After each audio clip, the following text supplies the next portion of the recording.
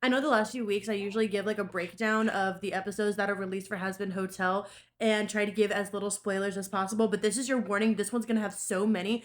First of all, show of hands, or at least like let me know in the comments how many of y'all actually stayed up for the premiere because in my time zone it was at 3 o'clock in the morning, so I had an alarm set. Anyways, a lot of things got right, a lot of things I got wrong, a couple things I have theories of for season 3. Let's get into it. First off, totally correct. Lucifer did not get hypnotized. Though I can't say I loved the idea of his power being sucked away from him either.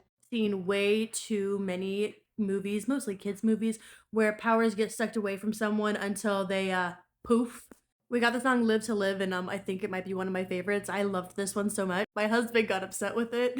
I said, why? It's awesome. And he said, yeah, but now the internet is going to ship Sarah and Pinchas. Can we, like, as a collective, leave these two alone and just let some people just be friends, please? Not even just for my sake, but for my husband's sake. Velvet, by the way, first of all, love the hair. Oh my gosh, this is probably my favorite hairstyle she's ever had. Second of all, I loved seeing her not just fighting with her phone and emojis, but with a freaking broomstick.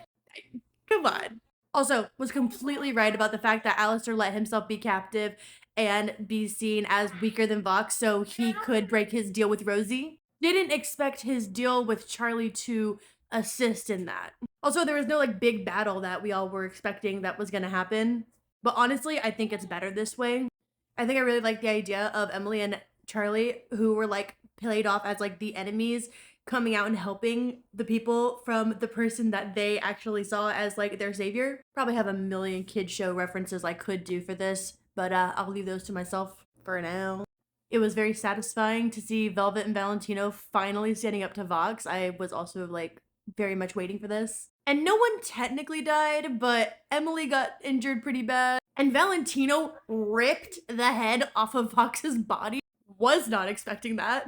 I mean, he technically didn't die, I don't think. I'm making a whole video about this. Subtle confirmation that Nifty, in fact, is an overlord, which is very interesting.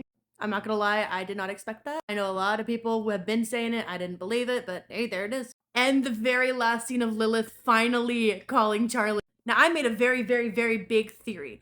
And part of that theory was that Lilith was not going to come into the picture until redemption was 100% proven and they had multiple results, and she was going to come back at that point when heaven was no longer a threat to her in hell.